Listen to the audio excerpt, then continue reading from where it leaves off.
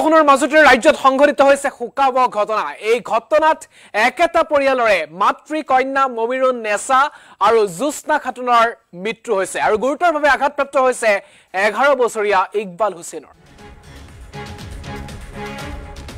প্ৰচণ্ড ধুমুহা বৰষুণৰ মাজতে ৰাজ্যত সংঘটিত হৈছে শোকাবহ ঘটনা। বজ্ৰপৰি অকাল মৃত্যু হৈছে মাতৃ কন্যাৰ মমিৰুন নেছা আৰু জোস্না খাতুনৰ মৃত্যু হৈছে। গুৰুতৰভাৱে আঘাতপ্ৰাপ্ত হৈছে 11 বছৰীয়া ইকবাল হুছেইনৰ। এক শোকাবহ খবৰ এই মুহূৰ্তত আমি জনাব বিচাৰিছো। কলগছিয়াৰ হাওৰাচৰা ৰিজাৰ্ভ গাঁৱত সংঘটিত হৈছে এই মৰ্মান্তিক ঘটনা। বৰপেটা জিলাৰ কলগছিয়াত সংঘটিত হৈছে এক মৰ্মান্তিক ঘটনা ধুমুহা বৰষুণৰ মাজতে। আহত 11 বছৰীয়া ইকবালক সংকটজনক অৱস্থাত হস্পিটেলত ভৰ্তি কৰোৱা হৈছে। বৰপেটা চিভিল হস্পিটেলত ভৰ্তি কৰোৱা হৈছে আহত ইকবাল হুছেইনক। ৰাজ্যত অব্যাহত আছে প্ৰচণ্ড ধুমুহা বৰষুণ। বিভিন্ন ঠাইত উজনিৰ পৰা নামনিলৈ বৰষুণ দেখিবলৈ পোৱা গৈছে আজিৰ দিনটোত আৰু ধুমুহা বৰষুণৰ মাজতে বজ্ৰপৰি অতি শোকাবহভাৱে মৃত্যু হৈছে একেটা পৰিয়ালৰে মাতৃ কন্যাৰ। মাতৃ মমিৰুন নেছা আৰু কন্যা জোস্না খাতুনৰ মৃত্যু হৈছে আৰু এই ঘটনাত 11 বছৰীয়া শিশু ইকবাল হুছেইন গুৰুতৰভাৱে আঘাতপ্ৰাপ্ত হৈছে। হস্পিটেলত ভৰ্তি কৰোৱা হৈছে সংকটজনক অৱস্থাত। প্ৰথম অৱস্থাত তিনিওকে হস্পিটেললৈ নিয়া হৈছিল, কিন্তু আদবাটতে মৃত্যু হৈছে মাতৃ কন্যাৰ। আমি দৃশ্যাংশ আগবঢ়াম। শোকাকুল পৰিৱেশ দেখিবলৈ পোৱা গৈছে পৰিয়ালবৰ্গৰ মাজত। এয়া বৰপেটা অসামৰিক চিকিৎসালয় কলগছিয়াৰ দৃশ্য, য'ত মাতৃ কন্যা দুগৰাকী পৰিয়ালৰ লোকক হেৰুৱাই এতিয়া শোকাভিভূত হৈ পৰিছে পৰিয়ালৰ লোক, শোকত ভাগি পৰিছে।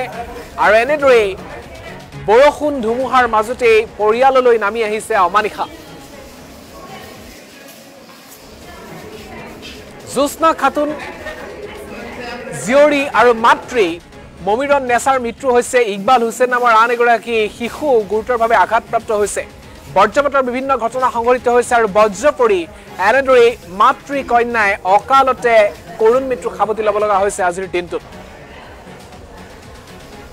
পৰিয়ালৰ মন্তব্য আছে এই মুহূৰ্তত। কেনেদৰে ঘটনাটো ঘটিল আমি পৰিয়ালৰ মুখেৰে শুনো আহক।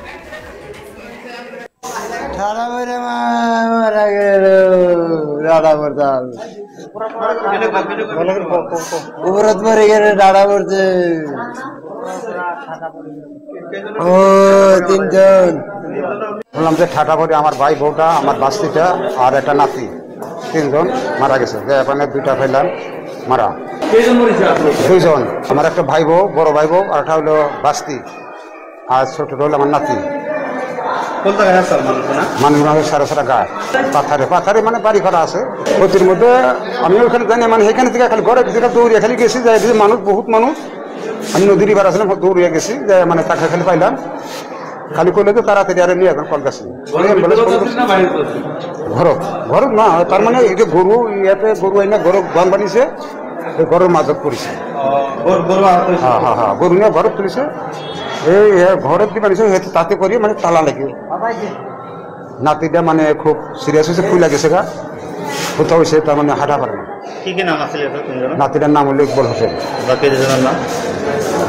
ভাই বড়ার নাম হলো মমিৰুন আৰ বাস্তিটাৰ নাম হলো জোস্না। মোৰ মাহী হয়। মই ঘৰতে কিবা কাম কৰি আছিলোঁ, তেতিয়া এটা ফোন আহিলে কিবা বজ্ৰপাতত মানে 3 জনৰ মৃত্যু হৈছে বুলি আমি খবৰ পাইছিলোঁ। পিছত সিহঁতে হস্পিটেলত লৈ আহিছে। মই আকৌ ঘৰৰ পৰা হস্পিটেলত আহিলোঁ। ইয়াত আহি এজনটো নাই আৰু এজন মানে 2টা চিৰিয়াছ, এটা মানে আহত হৈছে। মানে এটা মানে হাত ভৰিটো কাম নকৰা হৈছে। সৰু ল'ৰা 3 জন মৰিছে, 2 জন বুলি শুনা পালোঁ। মোৰ মাহী হয়। মই ঘৰতে কিবা কাম কৰি আছিলোঁ, তেতিয়া এটা ফোন। মন্তব্য শুনিলে এনেদৰে পৰিয়ালৰ লোক শোকত ভাগি পৰা পৰিলক্ষিত হৈছে আৰু এনেদৰে ৰাজ্যৰ বিভিন্ন প্ৰান্তত সংঘটিত হোৱা বতাহ বৰষুণৰ প্ৰভাৱত কলগছিয়াত এনেদৰে মৃত্যুক সাকোৱালি লৈছে মাতৃ কন্যাই আৰু গুৰুতৰভাৱে আঘাতপ্ৰাপ্ত হৈছে 11 বছৰীয়া বালক ইকবাল হুছেইন। শোকত ভাগি পৰিছে ইতিমধ্যে সেই 11 বছৰীয়া ইকবাল হুছেইনক বৰপেটাৰ অসামৰিক চিকিৎসালয়ত চিকিৎসা প্ৰদান কৰি থকা হৈছে। এই ঘটনা সংঘটিত হৈছে কলগছিয়াৰ হাওৰাচৰা ৰিজাৰ্ভ গাঁৱত।